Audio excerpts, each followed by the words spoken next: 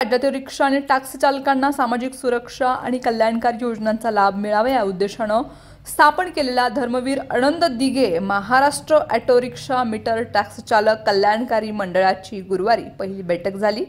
राज्यातील 65 वर्षांवरील auto rickshaw meter taxi चालकांना प्रत्येकी 10,000 रुपये निवृत्ती सन्मान निधी देण्याची घोषणा परिवहन मंत्री प्रताप सरनाईक यांनी केली। निवृत्त सन्मान योजनेअंतर्गत सभासद असलेल्या चालकांना सन्मान निधी हा देण्यात येणार आहे।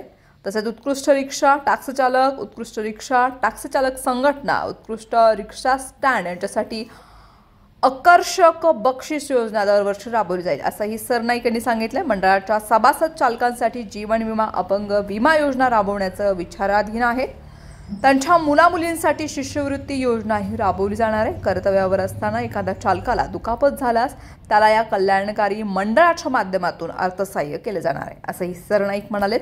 मंडळासाठी राज्य सरकारने 50 कोटी रुपयांचा निधी दिलाय। राज्यात सुमारे 10 लाख रिक्षा टॅक्सी चालक आहेत। स्वयंरोजगार असलेल्या या क्षेत्रातील चालकांसाठी कल्याणकारी मंडळ आदर्श संस्था म्हणून कार्य करेल।